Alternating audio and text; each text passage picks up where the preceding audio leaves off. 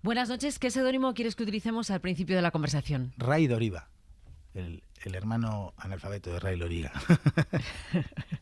Vale.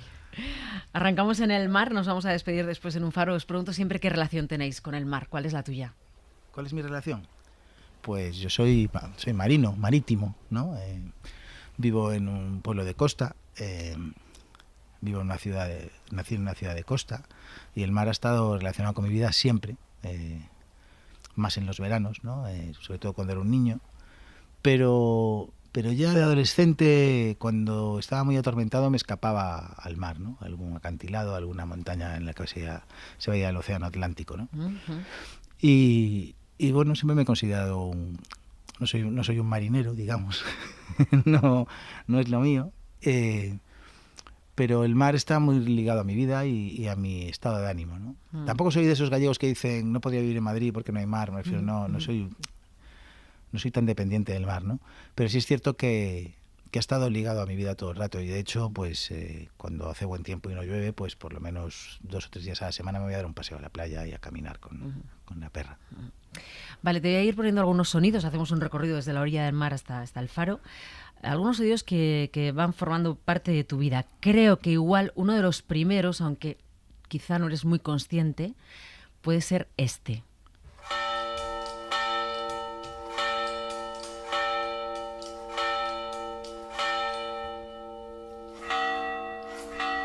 Tú oías las campanas. Sí. Tú oías las campanas. Sí, igual sí. No eres consciente, pero este es probablemente el sonido. Acabo de darme cuenta que cuando era un niño en la ciudad, sobre todo me acuerdo, yo tuve a los 10 años tuve tifus y estuve pues 1 mes y medio en la cama, que para un niño de 10 años es como una eternidad, ¿no? Y recuerdo oír las campanas, que no se oían porque mi colegio estaba como alejado en la ciudad, no estaba en la ciudad, estaba a las afueras, y entonces no tenía mucha vida de ciudad por la semana, ¿no? Y recuerdo que había una serie de sonidos que marcaban mi día, en una cama, encontrándome mal, que era las campanas, que no sé de qué iglesia serían, y luego los niños salían al colegio que estaba al lado de mi casa. ¿Cuántos años tenías cuando pillaste el tifus? 9 o 10, sí. Y recuerdo eso, los recreos de los niños, que era mi edificio estaba pegado con el colegio, y recuerdo ese ruido y el de las campanas.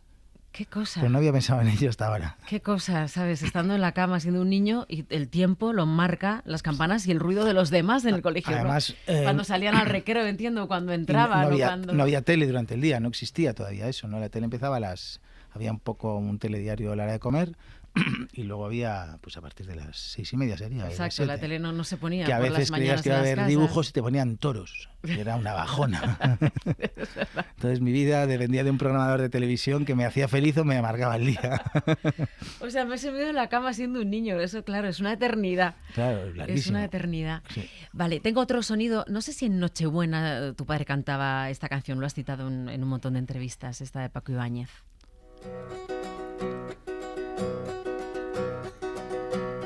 Soldadito de Bolivia, soldadito boliviano, armado vas de tu rifle, que es un rifle americano,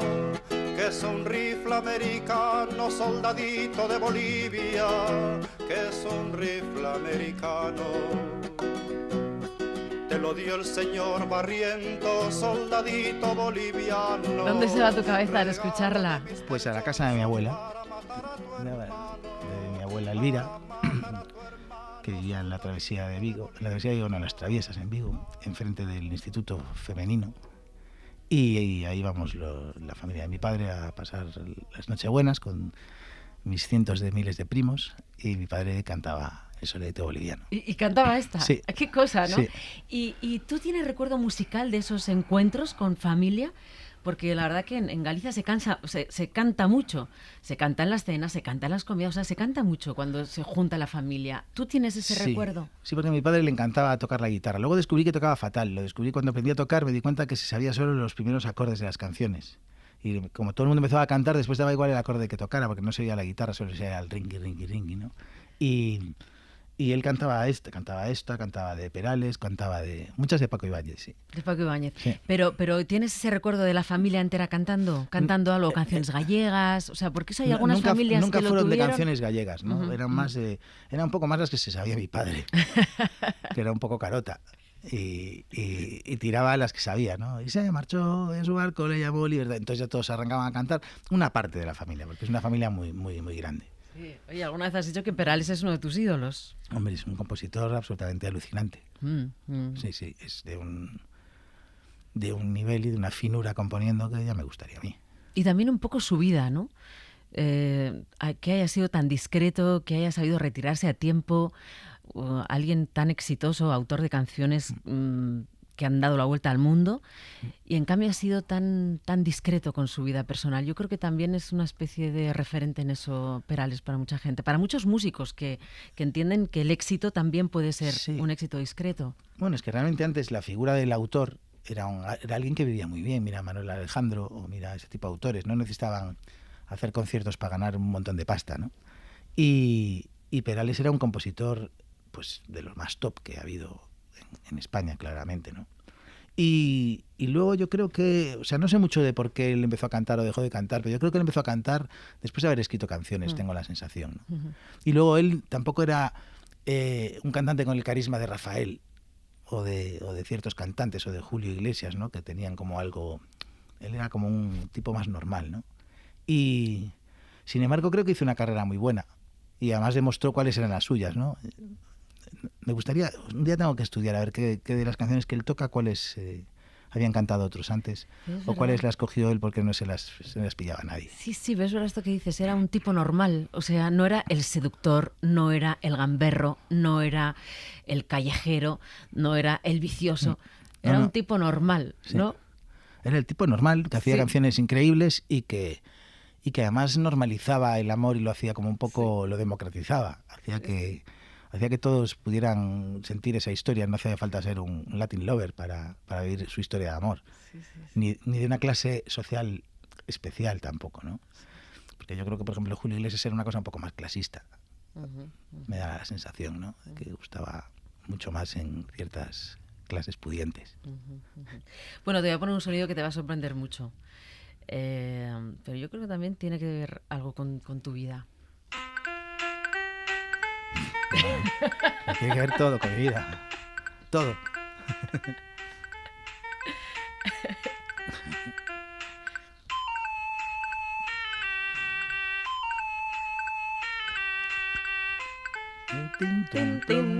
Vale, Casiotone. PT20. ¿Quién te lo regala? Te lo traen los Reyes. Me lo traen los Reyes. Te lo traen los Reyes. Y gracias a esto convenció a mi madre para que me metan clases de órgano, de verdad. Y tocaba esta y tocaba Carros de Fuego, que era cuando salió Carros de Fuego. ¿Y la tocabas al Casiotone? Sí, con un dedito, tan, tin, tan, tan, tin, tan. O sea, tocaba una versión muy naif, ¿no? Y recuerdo que fui a clases de órgano, que era Mari Carmen, una señora que aún vive, que es maravillosa, que de hecho ahora es vecina de mi madre. Y mi madre me dijo, a ver, tócale a Mari Carmen Carros de Fuego para que sepa que puedes tocar. Y allí toqué Carros de Fuego con mi Casiotone.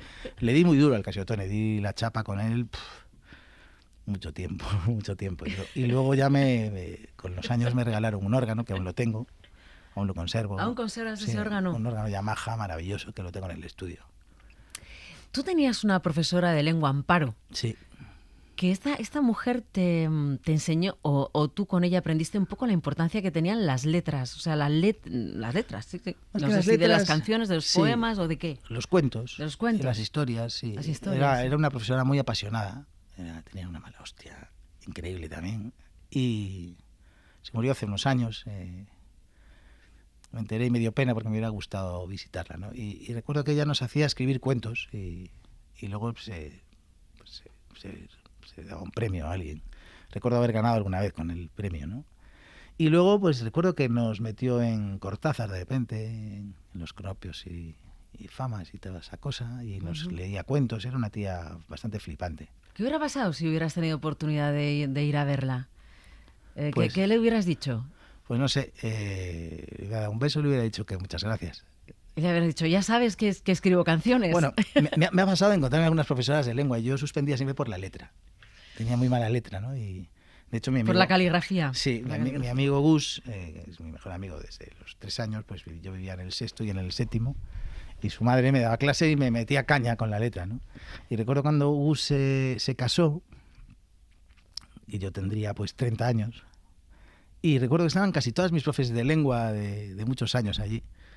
Y les pregunté que cómo era de pequeño, ¿no? Y fue bastante decepcionante la respuesta. Porque, ¿qué pasa? ¿No te acordabas? Me dijeron que eras igual que ahora.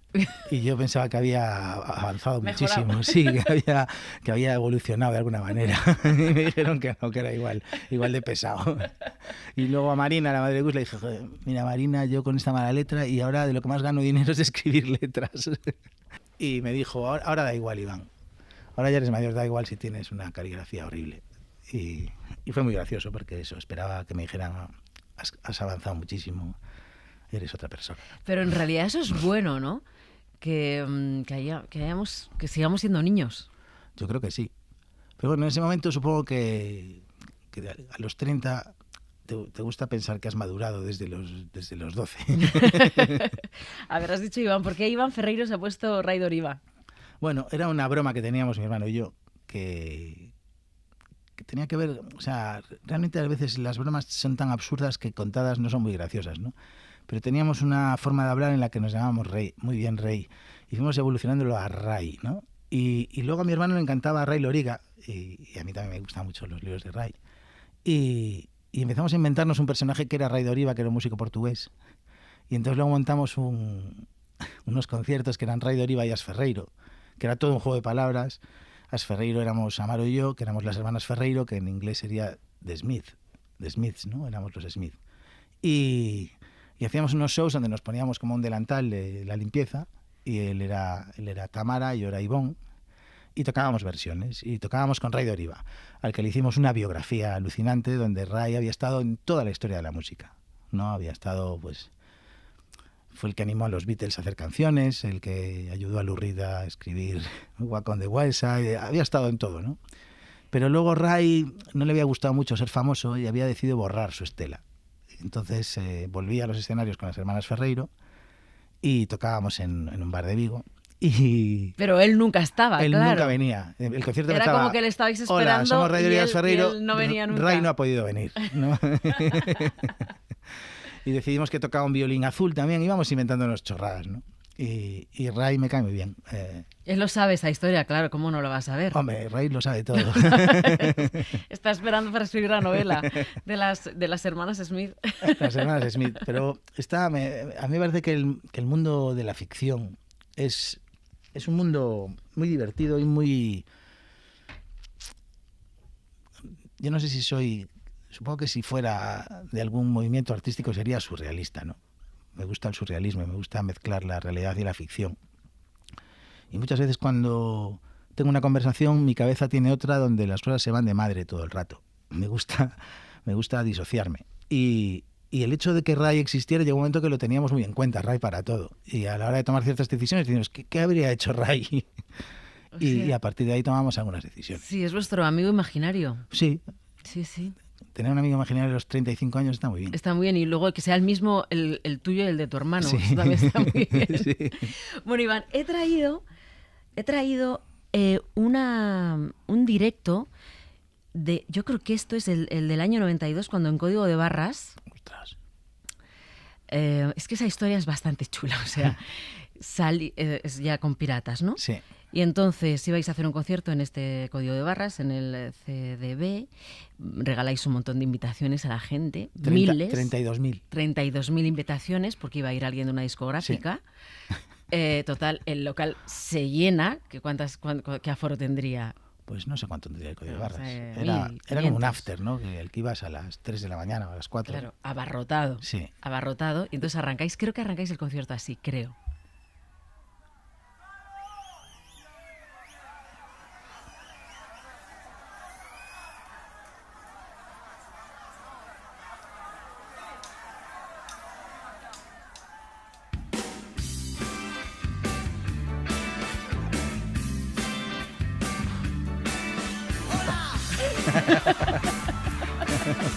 Qué horror.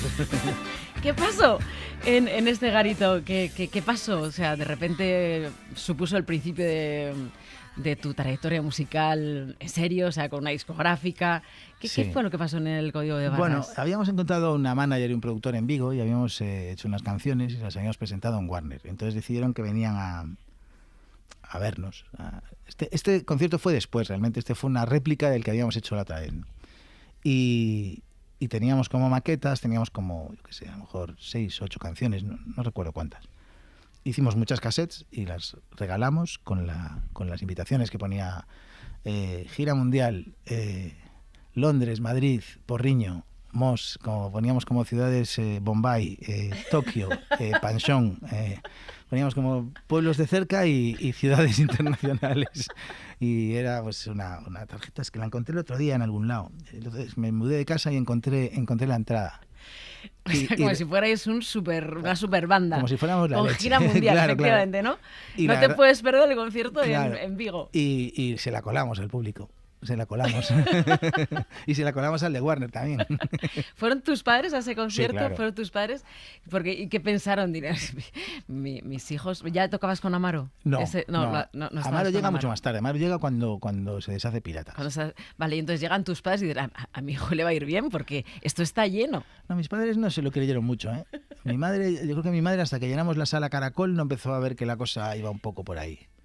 Mientras le pareció todo una broma, porque claro, en el medio había primos míos, mis amigos, había en una ciudad pequeña, Vigo, digamos que metimos esas invitaciones de gente de nuestro círculo de gente, ¿no? De entre todos. Yo creo que conocíamos al 90% de la gente que estaba allí. Pero bueno, la verdad es que sí, ver a tu hijo cantante, ¿no? Esa profesión tan inestable. Pero a mi madre no le hacía mucha gracia. No le hacía gracia. No le molaba, quería que fuera abogado o algo así. ¿Alguna vez te ha dicho, oye, menos mal que te hiciste músico? No. No te lo ha dicho nunca. No va a pasar por ahí. No. Oye, ¿qué recuerdo tienes de la etapa de Piratas? Es un poco absurdo, pues tendrás 1000.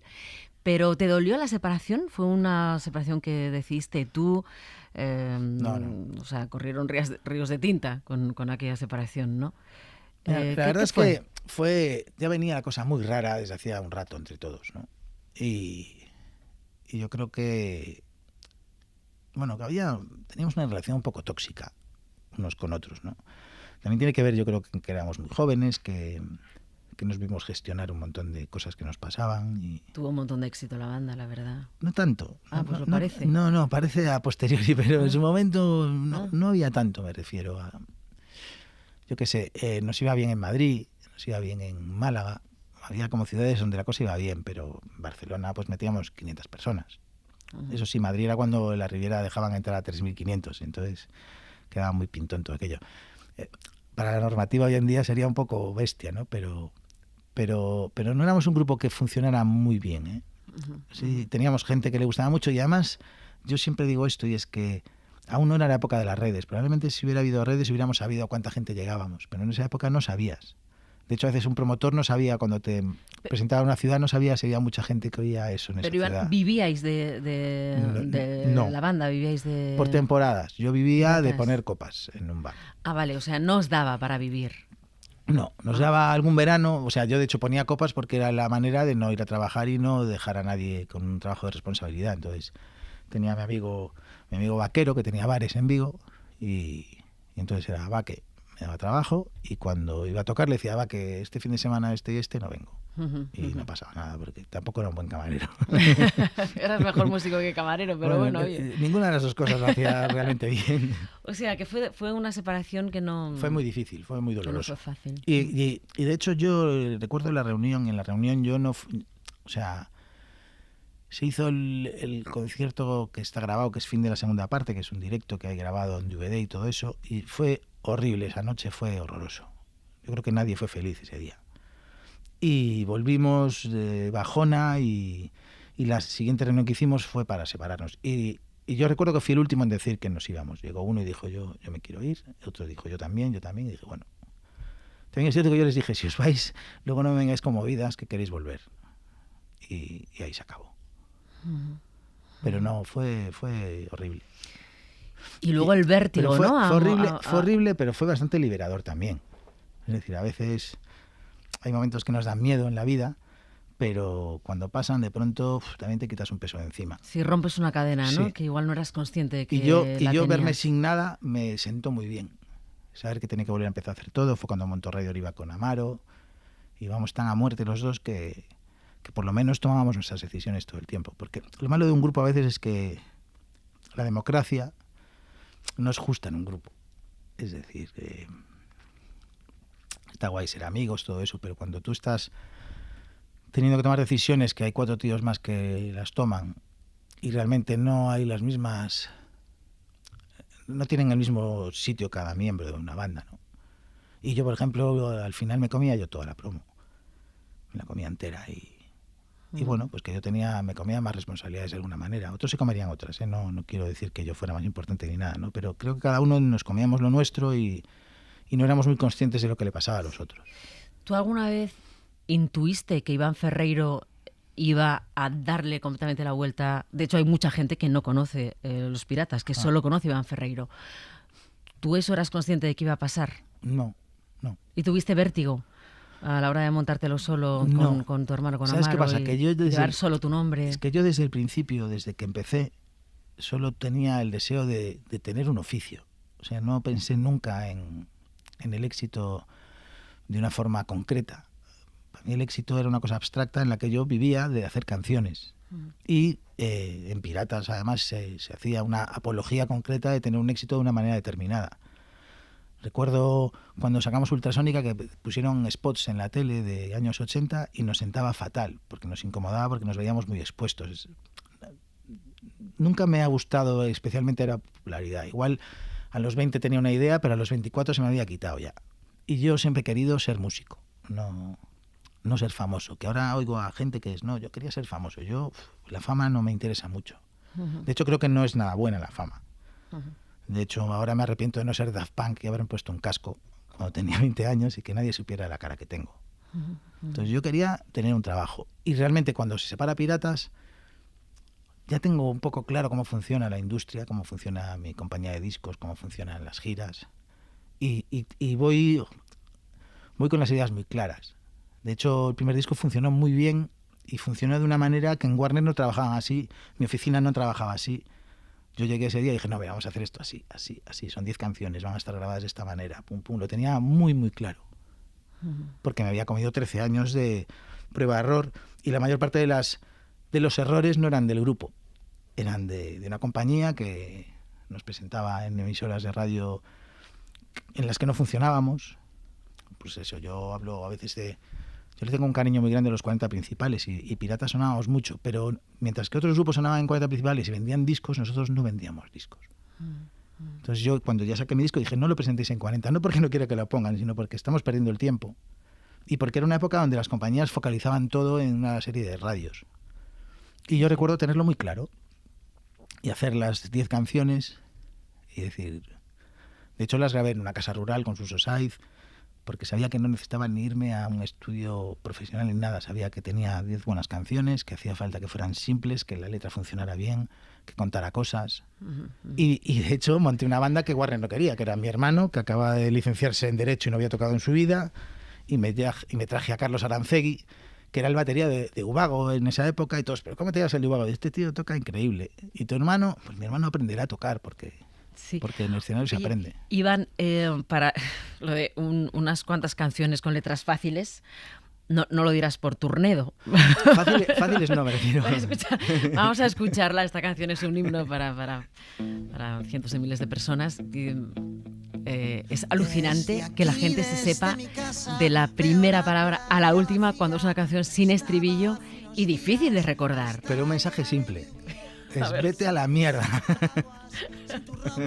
Paseando como una tarde de julio, pero con frío y tronando. Se puede saber qué esperas, que te mire y que te seque, que te vea y que me quede. Tomando la luna juntos, la luna tú y yo expectantes, a que pase algún cometa o baje un platillo volante.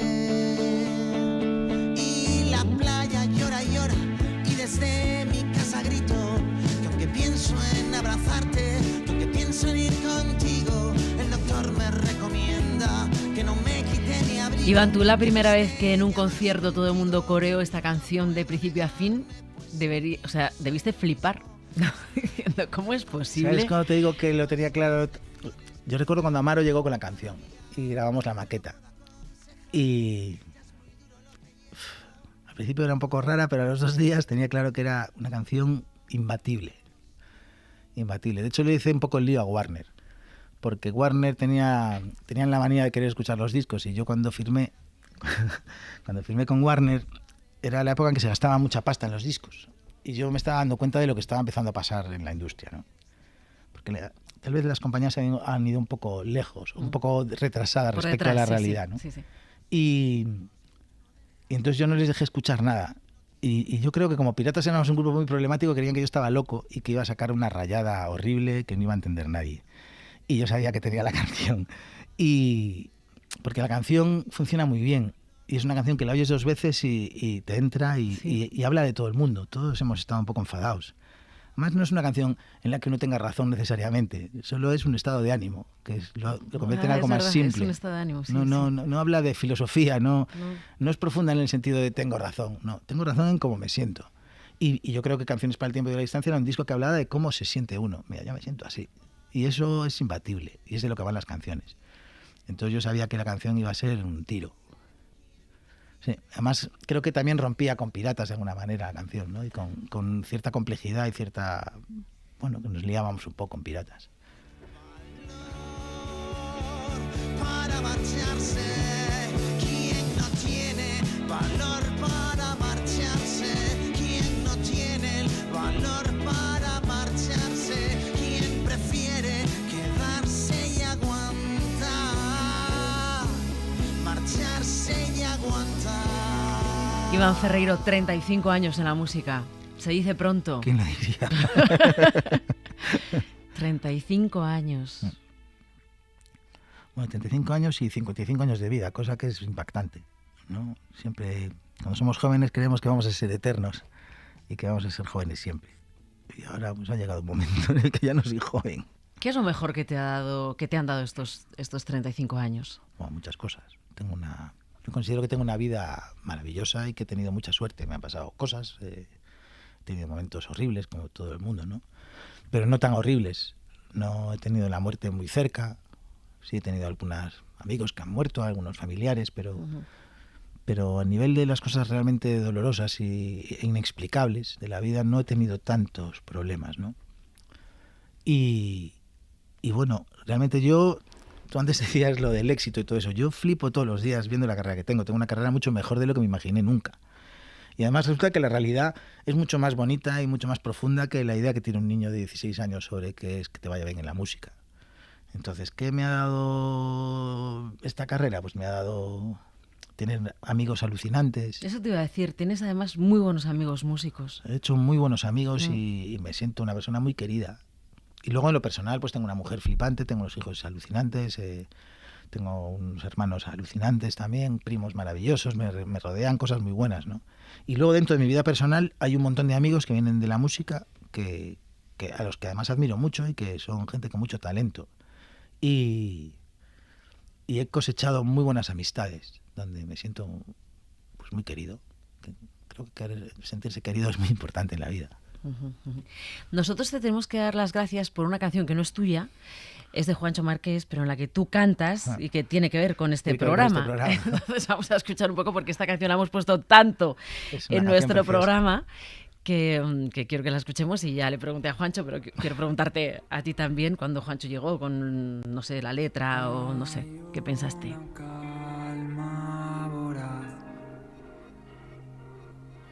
Nada cambia, con miedo a perder. Una hoja de ruta dejada al azar. Hay una soledad decidida a crecer. Dejó la puerta abierta a la luz de una visión desgastada. Viajó por el desierto y vi a todos sus recuerdos correr. A veces se pregunta quién fue los que estuvieron al lado. De todos los que quedan, a cuánto nunca volverá a ver. Siente una calma abisal. Me encanta. Se enciende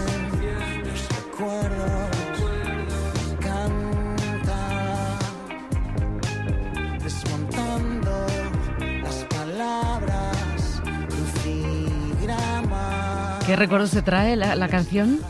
Pues fue en la pandemia cuando la escribimos y ellos grababan en Viveiro, en el norte de Galicia, y yo no conocía a Juancho de nada. Y me llamó alguien y me dijo, mira, este chico que quiere hacer una canción contigo y tal. Y me pillé el coche y me fui para allí y me encontré con estos chavales que trabajan de una forma completamente distinta a como trabajaba yo, y me lo pasé muy bien grabando con ellos. Y yo creo que también tenía esa cosa de llevar encerrados no sé cuántos meses. Y recuerdo que yo cuando escribía mi parte de la letra, Juancho me miraba, no entendía muy bien de qué iba lo mío. ¿Y cuál es la parte tuya? ¿Cuál es la que tú cantas? Sí, ¿Es la tuya? Sí. Entonces, de hecho me lo confesó el año pasado que hicimos el Wizzing, que lo invité, y me dice, mira, la verdad es que hasta que oí tu disco de Trinchera Pop no entendía nada de lo que decías en tu parte de la letra. Nosotros en el programa la tenemos como una referencia, hemos puesto y cantado 1000 veces, porque tiene esto que Juancho la escribió a la salida de una entrevista como esta. Sí, por eso se llama El Faro, claro, también claro. La canción, ¿sabes? La verdad es que él tiene una voz preciosa y tiene una cosa haciendo melodías que es alucinante. O sea, fue precioso trabajar con él. Fue muy bonito. Porque ya te digo, es otro mundo. Yo tengo un blog y él tiene un móvil. Era la primera vez que trabajaba con alguien que escribía en el móvil. Así. Oye, Iván, esta canción Hoy por Ayer, esta es de Piratas, Sí. la sacas ahora por los 35 años. O sea, cuéntame la historia de Hoy por Ayer, que es la que presenta la gira. Pues Hoy por Ayer era una canción que hicimos en Piratas entre dos épocas, que la llamamos la primera y la segunda parte, y la grabamos para un recopilatorio que se hizo de los 10 primeros años, 8 primeros años de carrera. Y yo creo que marca dónde íbamos a ir a la hora de tocar, a la hora de hacer canciones. Y la grabamos en un estudio pequeñito en Vigo y es una canción que me encantaba a mí, ¿no? Y entonces cuando me puse a pensar en los 35 años, en cómo iba a llamarle a una gira así, pues me acordé de Hoy por Ayer. Y así como hay letras que las voy a cantar y las voy a tocar, pero todavía no sé si me veo en ellas o si sigo siendo esa persona, en Hoy por Ayer sí creo que sigue hablando de mí a día de hoy, ¿no?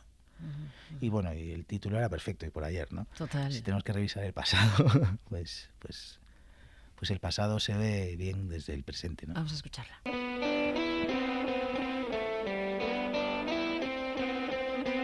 Hoy todo está tan bien que nada puede estropear. Las cosas que te dije ayer no son tan claras que si son verdad no puedo abandonar.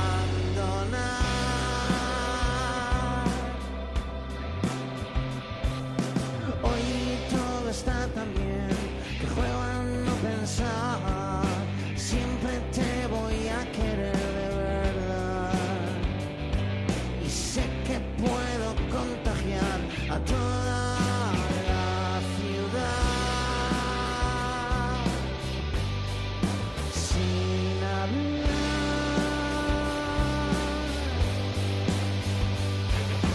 Hoy entiendo lo que soy, tengo claro dónde voy hoy. Ya no quiero arreglar hoy, me he despertado hoy. Lo que he dormido ayer, lo que he gastado hoy, lo que he empezado ayer. Voy por ayer.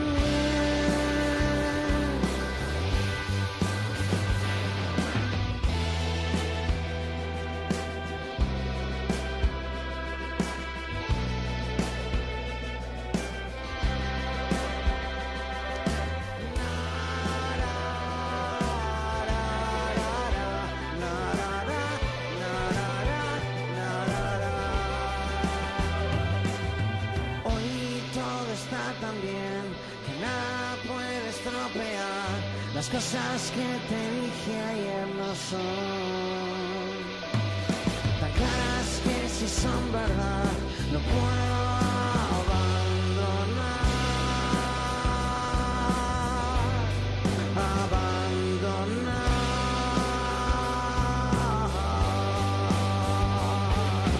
Hoy entiendo lo que soy, tengo claro dónde voy hoy. Ya no quiero arreglar hoy, me he despertado hoy. Lo que he dormido ayer, lo que he gastado hoy,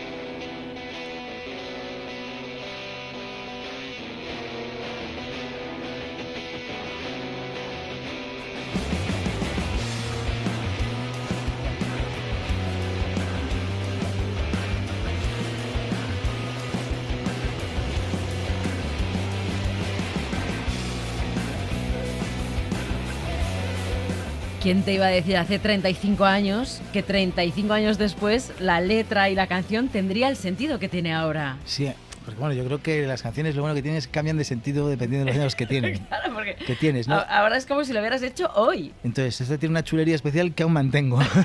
Hay otras chulerías que me avergüenzan un poco, pero esta aún la mantengo. Bueno, Iván Ferreiro, empiezas una gira larga, celebrando esos 35 años, te va a llevar por un montón de ciudades, de festivales. Te ves con ganas, te ves con... Sí, estoy adaptándome. Te decía, ¿no?, que terminé en noviembre, a finales de noviembre, la gira de Trinchera Pop, que duró 3 años, y no sabía lo mucho que necesitaba descansar y no pensar en viajar, ni en pillar aviones, ni en hacer pruebas de sonido, ni en dormir en hoteles y cosas de esas.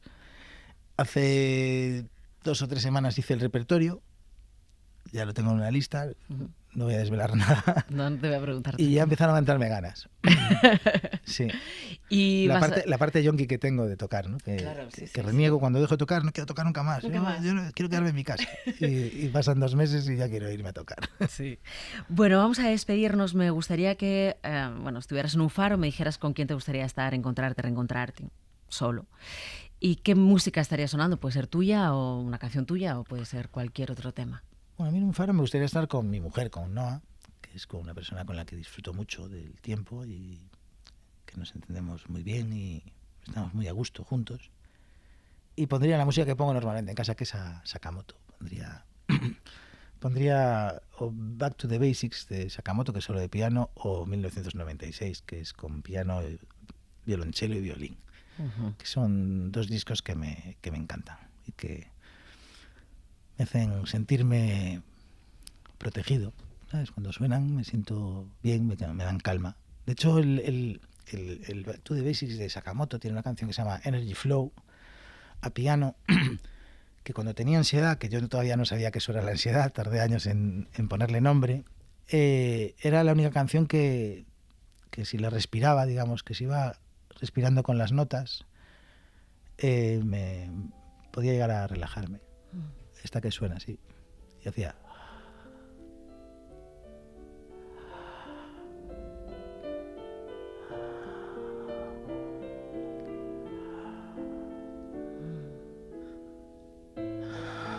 Entonces, curiosamente, a medida que vas relajándote, cada vez los suspiros tienen un intervalo más largo, ¿no? Y a mí me encanta para relajarme. Y ahora cada vez que la oigo en casa. me da alegría, seguridad, me hace sentirme que amo la música por encima de todo.